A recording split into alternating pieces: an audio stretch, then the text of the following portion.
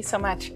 So as you look at this image of my lab, you might immediately infer that we took the picture in the height of the COVID pandemic. So that is latent cause inference. So you're inferring some unobservable cause for observable events. And we do this all the time. This is our brain answering the question, why did that happen? With everything that happens to us. So from a neural perspective, you can imagine that whenever we encounter any information in the world, we have to decide, is this something I already know about? If so, which kind of thing is it? Or is this something completely new that I need to learn a new set of things about? And this is important both for predicting what is going to happen, as Daniela Kaufman talked about this morning, and also to decide where to store this information in the brain. Should I update something old or should I store new information? And a lot of other aspects, as I'll talk about in a bit. So for example, when you try to decide whether to come back from the coffee break and listen to this talk, you're thinking, will this talk be good? And so how do you make that prediction? There are many causes, some of them latent or hidden, that affect your prediction. So you might consider the speaker. You may have or may not have heard me speak in the past, or you might even know me personally, or maybe you know the work of my lab, and that affects your prediction. Or you might know something about the topic of latent cause inference in mental health, and that might be relevant to your work. And some of these latent causes are really shared across other very different types of experiences. So for instance, we're in a workshop on emerging trends in AI, and you've already listened to 2 talks, so that affects your expectation. So all of these, so this is kind of your generative model of this talk. Now, of course, these things don't generate the talk literally, but this helps you make a prediction about what this talk might be like, and then you decide to come in, or some of you might have decided to stay out or go to work or whatever. It also works the other way around. So once you experience my talk, you can update not only the value of this particular talk, because that's pretty useless. You're never going to hear this exact talk again, and you wouldn't want to, right? Because you already heard it. But you can update what you think about, this topic, this workshop, me as a speaker, because you might, have the opportunity in the future to decide whether to spend time listening to me again, etc. So what I'm trying to say is that our brain automatically categorizes information into an ever-growing list of categories. And I call these categories latent causes. And this is a critical process because no 2 events are exactly alike. So if we didn't make generalizations and categories, we wouldn't be able to learn from the past anything about the future. And so these latent causes allow us to generalize learning within a cause. So everything that is of the same type, I will learn about it together without interfering with other latent causes. So for instance, if I rent a car in the UK, I want to quickly learn how to drive on the left side of the road, but I don't want to interfere with everything that I know about driving on the right side of the road. So this allows me to separate learning into non-interfering categories with boundaries between them. So in my lab, we've been studying latent cause inference for about 15 years. That makes me feel really old. And we've come to realize that latent cause inference is a really fundamental cognitive process. So in terms of perception, we've shown that as we perceive information, similarity between different types of information determines latent cause inference, and I'll show you a little bit more about that today. We've established that latent cause inference influences memory organization, so how we organize information in the brain, and also how we retrieve that information. I'll show you more about that today as well. We hypothesized and then showed what I think is pretty convincing evidence that these latent causes, or in reinforcement learning speak, these are hidden states of the world. They're represented in the orbitofrontal cortex. And we've even taken this so far as to show that latent causes influence high-level processes, such as making social evaluations, so think stereotypes. So I'm not going to talk about all of this. I'm going to talk about 2 specific projects today. These are 2 studies that show that latent cause, or how latent cause inference is related to organizing our knowledge, and also how we can use this understanding to think about mental health and psychiatry and psychotherapy. So I chose these specific studies because this is a workshop on AI. I don't study AI. When Rich invited me, I said, why? Why would you want me here? But maybe an understanding of how the brain organizes knowledge is relevant to designing AI architectures that can learn multiple things without interference and organize their information, etc. Okay, so the first project I'm going to show you is old work from 2014, or even earlier, it was published in 2014, that is a simple experiment that suggests that the brain organizes memories according to latent causes. And then the second project I'm going to show you is part of a large clinical study that we're analyzing right now to predict treatment response in psychotherapy, so that's not published yet. And here we're asking how individual differences in latent cause inference can explain relapse after successful therapy. Okay, so let's start with the first project. So one of our first experiments on latent cause inference, we wanted to look at whether latent cause inference influences organization of memory. And this was an experiment by Sam Gershman and Angela Radulescu when they were in my lab, long before they became professors at Harvard and Mount Sinai, respectively. And respectively the other way around, actually, Angela at Sinai and Sam at Harvard. So what we did is we asked subjects to memorize short line segments that had an angle, so an orientation, and a length. So something like this. Is that my phone? That is possible. I did put it on silent. But maybe this is my family. Did you turn it off? That's all right. Good, thank you. Crazy. Okay, ruining my own talk.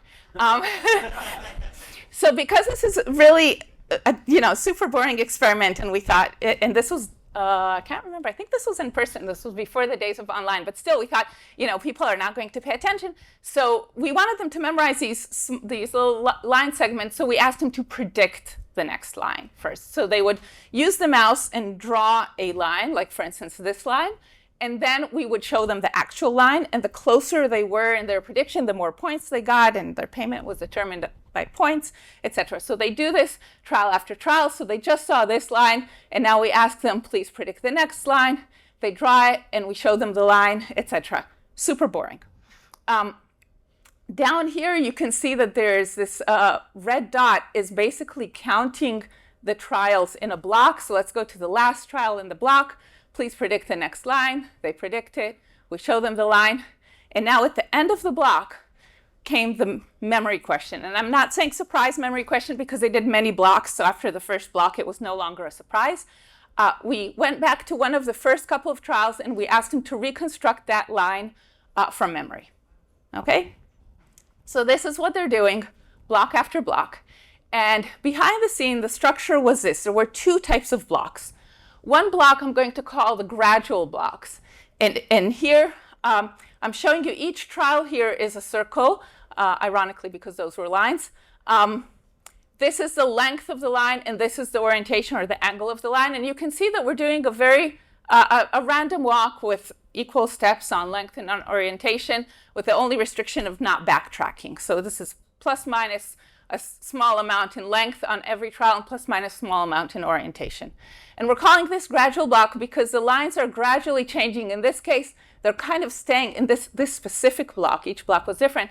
They're staying similar length, but they're changing orientation over time gradually by quite a bit. So this is the first trial, and this is the last trial. These were gradual blocks. In jump blocks, the structure was exactly the same, except in the middle of the block, there was one jump that was 4 times bigger than normal. So here you can see that the line is changing quite a bit, both in length and in orientation between these two trials. And we controlled for the distance from the first to the last, so that on average, this distance and this distance is the same.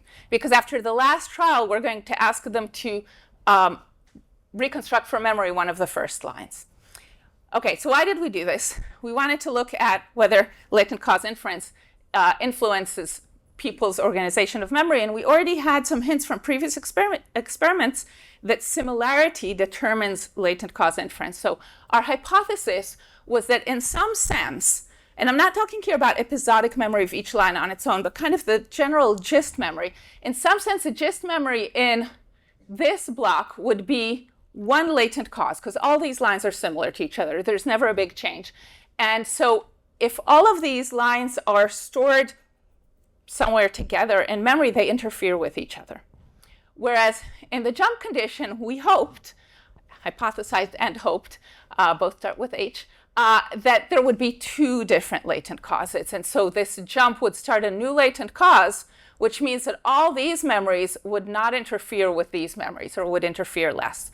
So then when we ask people to reconstruct from memory, we're expecting them to be more accurate in the jump condition because there's just less interference than in the gradual condition. So how do we measure accuracy? Really simple. Where we're asking people to reconstruct, they're drawing some line, and spoiler, they're not very good at reconstructing from memory here. So that line is like none of the lines that they saw in this case.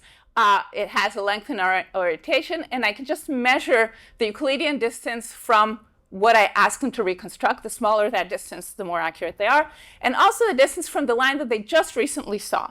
And the smaller that distance, the more interference there is.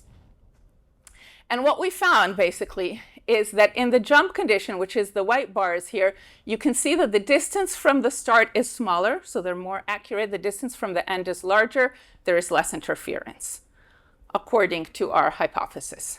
I should say, you should feel free to ask questions during the talk.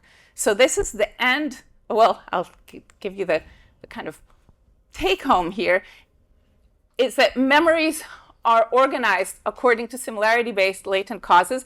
I know that this is a far stretch from that small experiment, but when you think about it, it's not clear what other explanation, oh, now I'm going to have to go through all that. What other explanation we can make for this specific pattern of results. So any questions about this before I move on? Yes? Do you expect bonus to improve if the jump happened earlier? Sorry? Do you expect the performance? Oh, yes, if the jump happened earlier. That is a very good point. We always had the jump in the middle here, but we could do a similar experiment with the jump happening at different points. And you're right, if the jump happened early, memory should improve. Yeah, great hypothesis. Okay, so moving on. So shifting gears to the second study. So this is a study led by Dr. Isabelle Bervian, who's a postdoc researcher in my lab, but starting her own lab at UCL in like 2 months or something like that. So here we're focusing on individual differences in latent cause inference, a little bit like the first talk we heard this morning, and how measuring these differences can help us understand why psychotherapy works for some people, but not for other people. So before I dive into the science here, I want to talk a little bit about psychotherapy. And the first observation here is that psychotherapy is fundamentally about learning.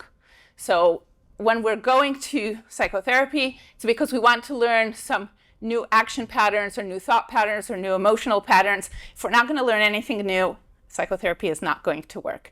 And so if we think that latent cause inference is very important for drawing generalization boundaries of learning, then it might affect psychotherapy. It might affect our understanding of how psychotherapy works and who it works for. So I'm going to focus here specifically on a type of psychotherapy called cognitive behavioral therapy. I don't know how many of you know about cognitive behavioral therapy, so I'll give you it like really in a nutshell. So the main premise of cognitive behavioral therapy is that while we tend to think that events in the world cause our reactions, emotional, behavioral, etc., in fact, and this will not come as a shocker for any of you who studies the brain, events in the world cause an interpretation in our brain, and that causes a reaction. And this is really good news because while we can't change the world, you know, we can try, and many of us are trying in different ways, but it's harder to change the world, let's say it that way, than to change our own interpretation, even though that also is not super easy. So what CBT does is it's comprised of cognitive interventions and behavioral interventions that are aimed at changing our interpretations so that our emotional and behavioral reaction would change as well. And so the cognitive, so for those of you who study reinforcement learning, this is basically model-based interventions and model-free interventions, like literally. And I'm going to focus today on the behavioral interventions. But before we go into that, I'll just give you an example to move us along. So imagine someone with social anxiety. So let's say I have social anxiety, so I feel that others are judging my behavior and laughing behind my back or in front of me or whatever. And so I start avoiding social situations as much as possible. So what the cognitive therapy part here would look like is really challenging that interpretation. So are they really laughing at me? Could it be that someone else was telling a joke and that's what they were laughing at? Were they already laughing when I entered the room? Maybe it's not about me at all, etc. And really doing what is my evidence for? What is my evidence against? What are other interpretations? And teaching myself to basically put question marks where I have exclamation marks. So whenever my brain says, this is bad, I have to ask, is this bad? Do I have other interpretations? And it sounds like it wouldn't work, but it works. You have to practice it a lot, but it does work. That's a cognitive therapy. The behavioral therapy is the model-free part. It's really to expose myself to social situations that I think will be threatening and to train my amygdala and my stress circuits that this is actually not that bad. So we start with, so you plan these exposures with the client, something that is scary but feasible, not your like 10 on your stress scale, but like 3 or 4, and you plan it so you're really in control of the situation. I'm going to go to the shop and I'm going to ask the cashier, how are you today? And that's it. And I'm going to leave. And I'm going to see that actually, they didn't start laughing at me and saying, what a ridiculous question. They just answered my question, and that is fine. And I do that until I'm not stressed by that anymore. And then I go to the next level, something that's harder and harder and harder. And so I'm basically training my amygdala, giving it prediction errors, and learning that things are not that bad. And that works too. So both of these work together. The problem is, so cognitive behavioral therapy is I think the best therapy these days that we have these days for anxiety, for symptoms of anxiety and for anxiety disorders. The problem is that for about half the people, it depends on the kind of anxiety and also the specifics of the treatment, but many people relapse over time. So they get better, the end of treatment, they're fine. 6 months later, they're back in therapy because their anxiety has relapsed. So in this study, we wanted to try to understand, why do people relapse, and can we predict who is going to relapse using latent cause inference? So this is what the study looks like. This was an online study that we ran on, by now, in fact, thousands of people. I shouldn't say thousands, more than 1,000, but not 2,000, I think. And the experiment is basically a classical conditioning, acquisition, and extinction experiment. So first of all, we have, in the acquisition phase, people see on each trial either a moon or candles. The candles are never followed by anything anxiety-inducing. The moon, half the time, is followed by a woman's shriek. This is online, right? So we can't give them shock or something like that. So we had an auditory stimulus. I won't try to do it. It's a pretty aversive scream. So we call this the scream task. So half the trials that happens. And the idea is that now people are acquiring an anxiety response or fear response to this stimulus. So we do that for a bunch of trials. And now we want to mimic the therapy that people get, the cognitive behavioral therapy. So first of all, therapy usually doesn't come like right after you've developed anxiety. So we give them some questionnaires, we take some time to do something else, and then we start the therapy, right? And that's extinction, right? So I described exposure therapy as you're exposed to the thing that you're afraid of and nothing bad happens. So that's exactly what we do. They're exposed to the moon and the candles again, and now there are no screams. So that's the extinction phase. And now we want to see whether people relapse, and specifically who relapses. So this is a well-known phenomenon of spontaneous recovery of fear after extinction, and so we test for that. So first of all, we give them a break, 15 minutes, where they do a completely different task, and then we bring them back and we ask them, how scared are you basically of each of these stimuli? And we see whether their fear has come back after this phase, and I'll show you the data in just a second. So that's a spontaneous recovery test. And then our last phase, without a break, just following continuously from the spontaneous recovery test, is a relearning phase with the screams again. We did that both for the model fitting and to look at, there is also a phenomenon of rapid relearning of anxiety if you have another aversive experience, kind of clinically speaking. Okay, so so first of all, this is all online, so how do we measure people's fear? We can't measure skin conductance response or anything like that. What we do is just we ask them after every few trials, how likely do you think each image will be followed by a scream? I know this sounds very, very cognitive. It is. We also ask them how much you like each of these images and how much are you afraid of each of these images. These were in our pilot experiments. All of these measurements correlated very, very strongly, and this one was the cleanest, so we're using this. But we're hoping this summer, where I just wrote a recommendation letter for an undergrad to run a study where she will run this task with skin conductance response to make sure that it really corresponds. But for now, we don't know that. Okay, so here's what our data look like, and I'm showing you one data set of 200 subjects, 204. So in acquisition, you can see here, so the CS plus, the moon is the orange stimulus, and the candles, the CS minus, is the blue stimulus. And I'm showing you their actual reports of how likely do they think each image will be followed by a scream. And I should say all of our subjects saw the same exact sequence of events, because we want to look at individual differences in the subjects, not in the experiment that they experienced. So when you see these kind of like big changes, it's because maybe, you know, here there was a scream and there was a scream again, et cetera, for everybody. So you can see that for the CS plus, they are, well, they start for both with about 50% chance, because before the experiment starts, you ask them, how much do you think this will be followed by a scream? They're just like, you know, could be and could not be, so 50-50 makes sense. And then over time, their prediction for the CS minus that is never followed by a scream decreases, and their prediction for the CS plus stays the same level. Then in extinction, we see that extinction is working, so the prediction for the CS plus for the moon decreases over time. And then our first trial here of retrieval of this is the spontaneous recovery test. They've been doing a different task, and then we ask them, by the way, how much do you think each of these trials is going to be, each of these stimulus is going to be followed by a scream if we show them to you again? And you can see the spontaneous recovery of fear here compared to the end of extinction. And then relearning as we'd expect. So is that a trial where they actually saw the scream, heard the scream, or are they just saying no? No, we have them, what we do, so this is an experiment where they have to have earphones.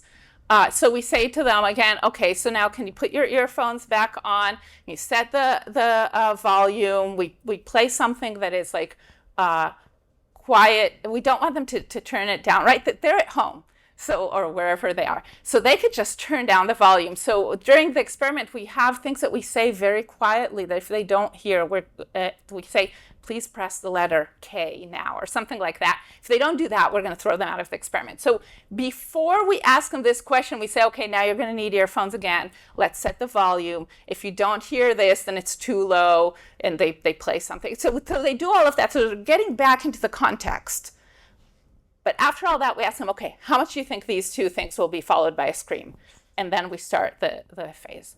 Someone else raised? Yeah. Yeah, so if it's not a scream, but if it's like a chime or something that they don't, you know, they're okay hearing, does it change how they predict things? I mean, they're solving a predictive task here. Yeah. And Yeah, does fear play a role in the predictions that they give? So one way to think about your question is you're asking, is there spontaneous recovery of predictions of positive things as well? And yes, experiments show that too, in animals and in humans. Spontaneous recovery is a general aspect of memory, but it is stronger for emotionally relevant stimuli. And People often study fear conditioning and extinction because it's a model for anxiety and PTSD, et cetera, for these memories that we want to erase through an extinction process. So there are fewer studies of this with positive outcomes, but spontaneous recovery happens to predicting food, et cetera. Okay, so that is when we look at all of the subjects, right? What I just showed you, but if we look at individual differences, we can see, and I'm going to just show you different types of subjects among these 204. So about 60% of the subjects in this data set, in others it's 50%, 40%, so it depends kind of on the people, but a large majority of subjects are the ones that show this kind of spontaneous recovery. And here I just divided them based on who showed an increase. I asked how many subjects showed spontaneous recovery. But we also see a large group of subjects, about a quarter of the subjects, who don't show spontaneous recovery. So there are large individual differences here, right? You can see here that there's very minimal spontaneous recovery in these subjects. And indeed, in the clinic, not everybody shows relapse. And in rodent studies, you see these same individual differences.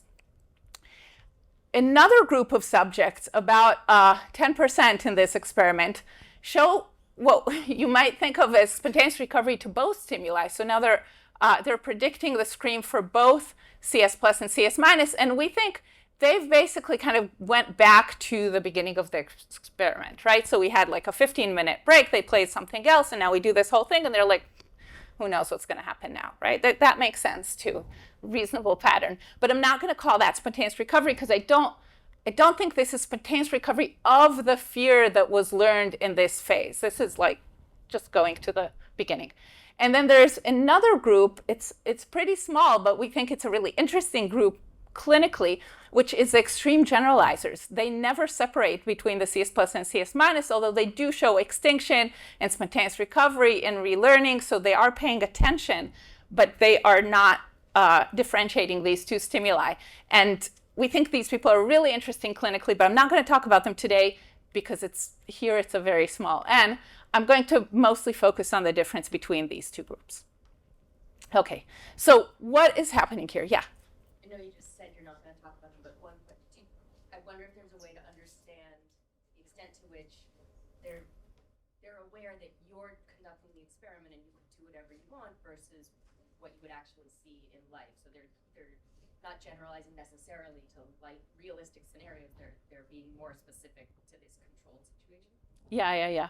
Yeah, the big question is whether any of this translates to real life, right? Because this is a contrived experimental situation. I can tell you before I show you the results for this that what we're doing in our clinical study is we basically have 1,200 subjects who did this task and 4 other tasks that we think that we've designed specifically to predict whether CBT and specifically whether the cognitive or the behavioral therapies will be more effective for these people based on measuring their learning processes, model-based learning versus model-free learning. So they do these tasks, they fill out a whole bunch of symptom questionnaires, and then they undergo 5 weeks of therapy, cognitive behavioral therapy. This study was in people with depression, with symptoms of depression. So they undergo 5 weeks of psychotherapy with a self-help tool for depression. And then we measure their symptoms again. And we're trying to predict who will benefit from cognitive therapy versus behavioral therapy, because there were 2 arms here. And also we have follow-ups in week 12, 24, and 48. So throughout a year, and we're also going to predict who will relapse based on these tasks. So it is possible that these tasks do not translate to the real world at all. But we're right now analyzing the data. We have week 6 for all of our subjects now. This is still ongoing because we finished the main experiment in January. I mean, the week 6 time point. Okay, so next time you'll invite me, I can tell you about that. But right now, let's talk about what's going on in this experiment in terms of latent causes. So imagine first trial, first observation, moon and a scream. So you might infer a latent cause that causes moons and screams, right? And in associative learning theory, we often talk about, people learn that the moon causes a scream. But of course, that is not true, right? What actually causes both is something in our program. So this is the true structure of the environment. There's some hidden cause that's causing both of them, and people might infer that. I'm labeling this latent cause D for dangerous because it causes screams. And now comes the second observation, a moon with no scream. So what do you do with that? One idea is that you take what you've already learned about, you assume, okay, this came from that same latent cause, so I'm going to change the probability of scream, I'm going to reduce it, I'm going to learn in my head that this dangerous latent cause causes a scream only some of the time. That's one structure that I might learn. On the other hand, I might learn a new structure. I might say, okay, this is very different from what I've seen previously. I'm going to start a new latent cause. I'll call it a safe latent cause, S here. That safe latent cause causes only moons, doesn't cause screams. Now, if I'm the kind of person that learns option 2 here, all the extinction trials that I'm going to get later with a moon with no scream are going to really strengthen what I know about this safe latent cause, but they're not going to change what I think about the dangerous latent cause. So that's the kind of person that we thought could show relapse later on, because even though therapy was very effective locally, they still have in their brain this construct of the dangerous latent cause almost unaltered. Whereas people that learn that lump all of these experiences into one latent cause might have kind of better long-term outcomes, because once you learn that the probability of the bad thing is very, very low, what's going to relapse? There's nothing to relapse. Does that make sense? Okay, so what would cause you to be this kind of person versus this kind of person? Many things can cause that, but the one that we were thinking of here is, what is your prior belief about these relationships between latent causes and events in the world? Do you believe that they can be stochastic, or do you believe that they have to be 1 or 0? And so there is this clinical phenomenon of a cognitive distortion that we see a lot in many people, not only in patients. Some of you might have this as well, which is kind of black or white thinking that things are always this or always that. So that's a kind of deterministic prior on these connections. They have to be either 1 or 0, and it's very unlikely that they would be 0.5. Versus someone that has a more stochastic prior sees the world as shades of gray, and most things are not either or. And so if you have this kind of prior on the world, that's not my phone, then you might go for option 1, and you have this kind of prior on the world, you might go for option 2. So what we're going to do is fit learning models with latent cause inference. This is a Bayesian latent cause inference process to people's behavior in this task, and that model has one parameter that sets their prior, and we're trying to we're finding the parameter that best explains each individual's behavior. So that's so we thought this would explain the data, right? So we fit the model, then we took the model and we generated data from it. And you can see here, the black is the data that I showed you before, and blue is the model. And I'm calling it a splitting model because it splits potentially into 2 latent causes for some people and not for others. And you can see that it does piss poor in explaining the data. I mean, it explains acquisition, it explains the CS minus, it shows some extinction, but not enough, shows no spontaneous recovery. And the thought is that it shows no spontaneous, so Isabel's analysis of this was, there's no spontaneous recovery because nothing in this model happens in the break. Like in the time that goes by, I didn't describe to you anything that would make the dangerous latent cause return in some sense. So the next thing that we thought about, the model that we're using here is basically not time dependent. It's called the Chinese restaurant process prior on the latent causes, and there are time dependent models that say over time, if you basically decay all of your, if you decay all of your memories, then what would happen is right after extinction, when you start at the first test trial, the thing that's most likely without decay would just happened recently, right? That would be your prior on the world.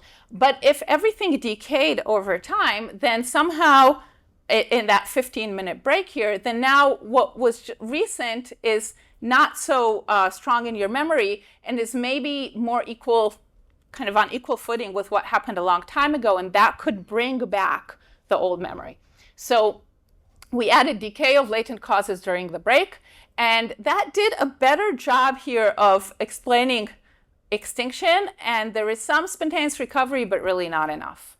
And so again, so Isabel is a clinician, and she did both a PhD and was trained as a clinical psychologist at the same time in 2 latent causes, in 2 countries, in fact. One in Switzerland, one in Germany. She would like cross the border every week. And so with her clinician hat, she thought about this some more and thought that we often hear from people about this phenomena of intrusive thoughts about negative events. And so what if people are, some people are selectively maintaining their negative latent causes? And we heard this morning about why that would be very advantageous, right? If all your memories are decaying, that is not very good, because the next time you see that mountain lion, if that was a long time ago, you won't have the immediate response, etc. So we need to keep that mountain lion in our head, and the rattlesnake, and all of those. So it makes sense that there would be selective replay and maintenance of negative latent causes. And I'm not saying this has to be conscious and intrusive thoughts, etc. It can be, can also be subconscious, but we added basically another parameter, which is some selective maintenance or replay of the dangerous latent causes, and that model explained the data beautifully. And not only when we look at, so that's the orange here, when we look at all of the subjects, but when we look at each of the groups, it's hard to see here because they overlap so well. So red is the model and orange is the data. And you can see really strong overlap. And basically what the model is doing is for these people, and it will just fit for each subject separately. I'm just showing you kind of the average trend for each of these groups. For these people, it's explaining their data by saying they have this decay. So they infer 3 latent causes, one that causes the moon and the scream, one that causes just the moon, and one that causes just the candles. And then over the break, everything decays, so that's why these are a little bit dimmer, but there's selective maintenance of this one. And so that's why we see spontaneous recovery. Whereas in this group, there was no, these are people that were fit with selective maintenance parameter that was close to 0. They don't do that. Everything decays, so they don't have spontaneous recovery of fear. This group was fit by so much decay that they had nothing left in their memory, and they just start a new latent cause when we ask them what they think is going to happen. And this last group,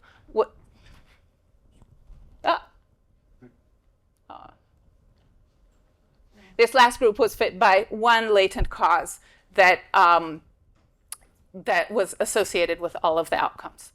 So, and I've already showed you this. So basically, the take home here is that latent cause inference is a fundamental cognitive process that organizes information so that we can generalize correctly both in learning and in decision making. And because latent cause inference is so fundamental, we think that individual differences in latent cause inference might be related to mental health. We have an ongoing latent cause inference Conti Center at Princeton and Rutgers that just started almost a year ago and is looking at this from many different angles: anxiety and OCD and schizophrenia, etc. If we think of psychotherapy as a learning process, that should also be affected by latent cause inference. So maybe by measuring people's learning abilities, we can predict who will benefit more from which kind of psychotherapy. And finally, there are many determinants of latent cause inference. I didn't show you the computational model. All of this is very kind of rigorously computational, but we talked about priors. There's also the likelihood part that we didn't talk so much about. We talked about offline reorganization, this replay of memories. So this is a very rich area for future computational cognitive neuropsychiatry research, if any of you is interested. And so thank you very much for your attention. And for my lab here without masks, for all the amazing research and our funders. And I think we have a couple more minutes for questions.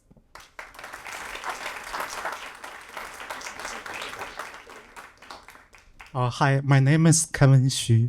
I'm Columbia University alum. In your research, because you showed the drawings of the moon and the candles, I was thinking if you use real pictures of like a full moon and the candles, either if it's burning, if it has fire, Yeah. it might be more dangerous. Do you think there will be a difference if you use real pictures?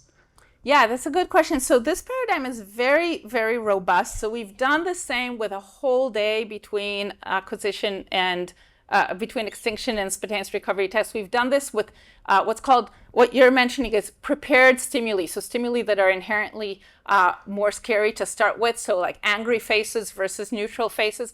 We see the same pattern of results.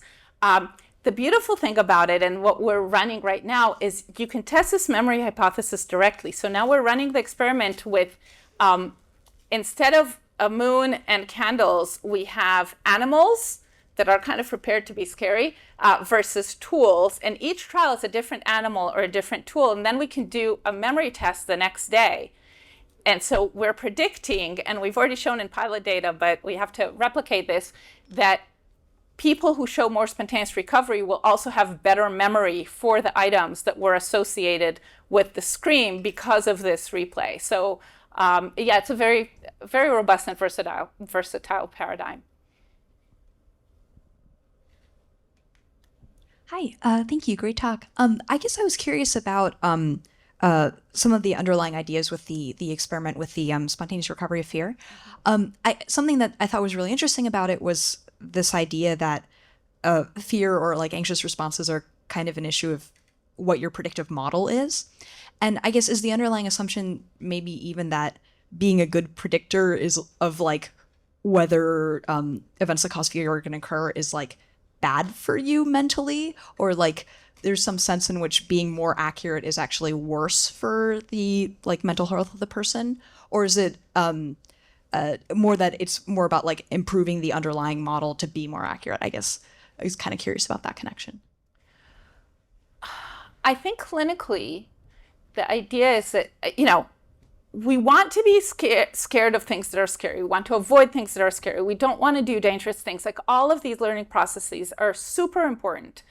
The question is, what happens when it's a runaway process, when something starts reinforcing itself so much? And especially what you see in many mental health conditions is avoidance behavior, right? So I have social anxiety, so I avoid social situations. When I avoid social situations, I don't get the prediction errors. I don't get any new learning. I'm just building on my previous experiences. And if I replay them, they become outsized. So in any case, if we think about it carefully, we never have a true model of the world. We have, whatever experiences we have had, and how we resample them, what experiences we choose to add to it, what experiences we don't. So we curate our experiences in the world. And so we can have very distorted models of the environment. So I'm not saying people shouldn't predict based on their models, but if your model is very distorted, what the therapy is trying to do is to bring it more in line with actual reality.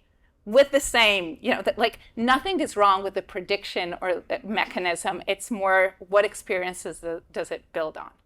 Does that answer the question? Yeah, it does. Thank you. That makes a lot of sense. I actually had one other quick question. Do we have time, Rich? You should yeah, be I'll in charge definitely. of the time. It's 12:04.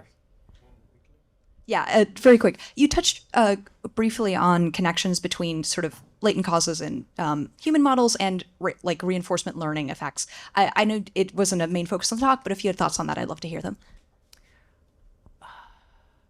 So I'm not sure exactly what you're asking, so I'll say something and tell me if this is the answer. But basically, we're thinking of, so in reinforcement learning, we tend to think, okay, there are different states of the world that we learn about. We learn values for, we learn action policies for, etc. Here, the latent causes are like learning the states that we will learn values for and that we will learn actions for. So it's really the grouping of like, what are the situations in the world that I call state 1, and what are the other situations in the world that I call state 2. So it fits into reinforcement learning by saying everything that is from this latent cause I will learn about together, I will evaluate it together, I will have the same action policy for. So it's really elaborating on the reinforcement learning model framework. For those of you who do reinforcement learning, you know we always start with, this is a state space, these are the possible actions. Who gives us the state space, right? We have to learn that too. And that's this process of latent cause inference. Hi, thank you. Great talk. So I had a question. Did you try using, administering some sort of reward during the fear stage, and did that, and other fear extension stage, and did that enhance the spontaneous recovery? That is a very good question. So we didn't do that in our experiment, but others have shown that this kind of counter conditioning. So in some sense, the faster the extinction, so if you do counter conditioning, if you administer reward instead of the aversive thing, then you get faster extinction. That actually does create more spontaneous recovery in a sense. In some way, this is kind of like an ode to slow learning. The more you are updating the old latent cause, which would take longer, the less you're going to have spontaneous recovery later on. And you can see this in different kind of real life situations. I mean, think of dieting and going back to, or addiction and relapse from addiction. So, and especially, I remember someone telling me this story saying that, oh shoot, I can't remember the exact story, but it was like, this paradoxical results that people that respond faster to treatment are the ones to relapse more. And I think that's the idea, that the faster you make extinction, the worse it is for what happens later, because you're separating learning to a new latent cause and you're updating the old latent cause less. And I think that's why CBT is so cool. I mean, it wasn't developed with these principles in mind, but it really fits, because when you're doing the exposure therapy, you go for something that is scary, so that you have a prediction that this is going to be scary, but not too much. So the idea is, when you experience it, it will be fine. So you'll have a prediction error, but you will still ascribe it to the scary thing. If you basically went for something that was too extreme a change, you might start a new latent cause rather than ascribe it to the old latent cause. So it all matches. Okay, thank you. Great.